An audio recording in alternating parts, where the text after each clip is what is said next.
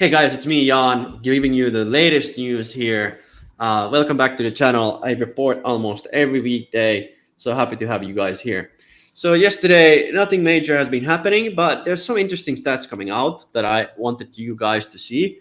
And one thing is that 55% of all Bitcoin have remained unmoved since May 2022.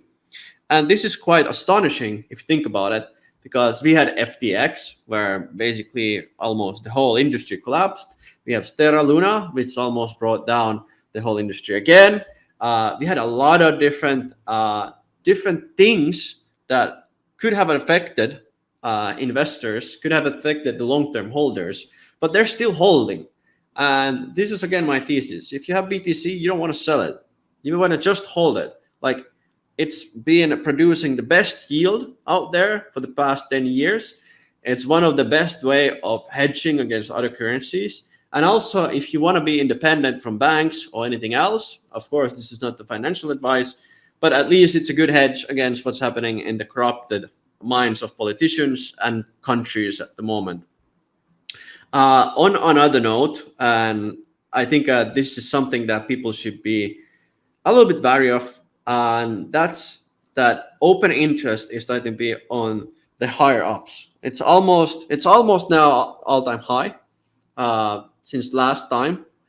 And people who don't know what open interest means, it means that when you go long, you're borrowing Bitcoin. You're basically paying an interest to borrow this money to take a long or a short, but now it's long.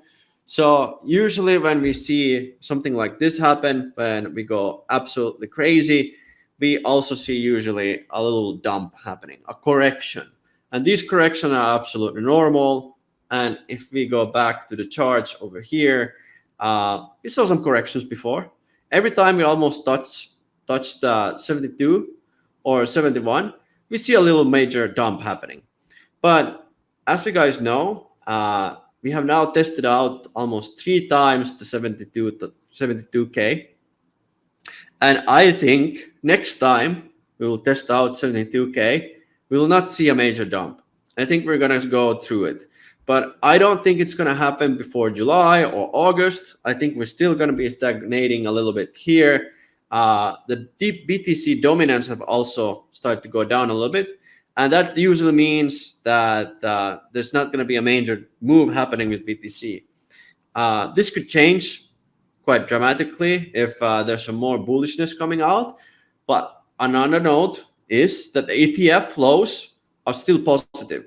They're still positive after 13 days. So there's a 13-day record now that there has been only buying coming up. So it's been ending with a positive number.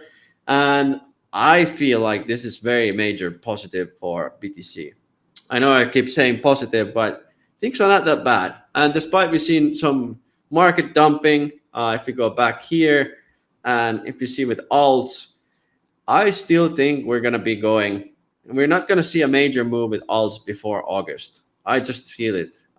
Usually summer is the time when people are going out, people are not in front of their computers, and people are not trading that much. So it would be interesting to see some of the volumes here. But yeah, I don't feel us going before August or after July. Maybe that would be more like a thing to watch out for. But yeah, ETFs have been both positive.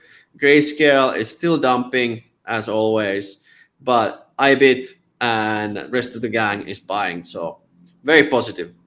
On another note, which I think we should be covering a little bit, is the AI space, and especially with merger and acquisition. So as you guys know, Acquire.Fi is one of the biggest M&A platforms out there for Web3.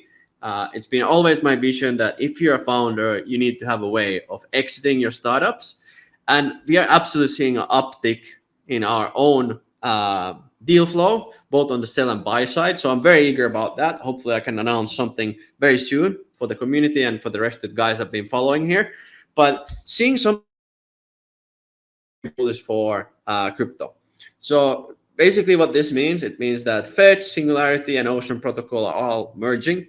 They're going to be merging with their tokens. And I feel this is very bullish on the AI sector. this is overall like a major move, and we haven't seen really anything like this happening where three different projects are coming together and basically merging. But I see these things happening more and more, and I think that once we really go into a bull market, we're going to see more companies like this merge. And this is actually very good for the holders, because usually when something like this happens and there's a merger happening, it means that things get a little bit more consolidated and they have much more firepower, which means the token usually pumps. But yeah, congrats to everyone that were holding Fetch or Singularity or Ocean. I think this is very bullish. And overall, AI is moving quite fast. A lot of interesting projects coming around. BitTensor is one of them that I've been following, and I've been taking a personal position. This is not financial advice, but I think I'm pretty bullish on what's happening there. If we do go to the charts here, all right, we saw a little dump happening. I think we took a little test here.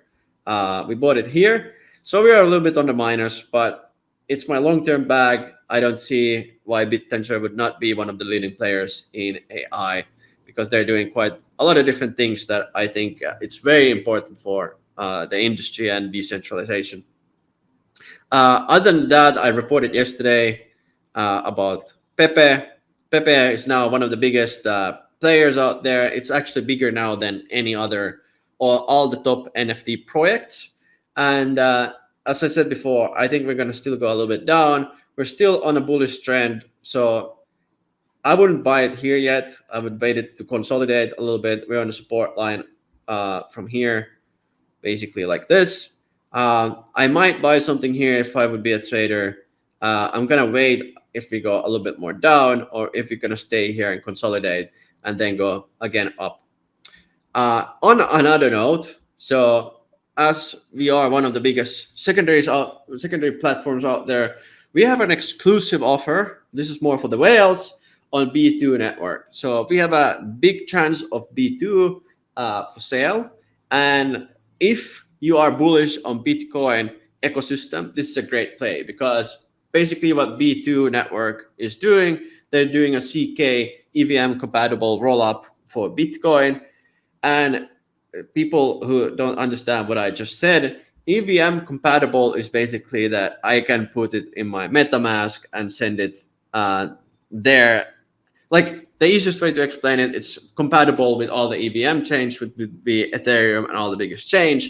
And that would mean that I can actually transact and put it in all my different wallets and transact through that. It's a bigger ticket. It's $1.5 million, but yeah, they have very good backers, and it's very exclusive deal. So stay tuned. But yeah, hey, I'm very happy about the Friday overall. I think we're going to be seeing probably in the weekend a little bit more dumping. But don't be afraid. A lot of bullish news are coming out. Please follow this channel. Please like and let me know what you guys think. Thank you.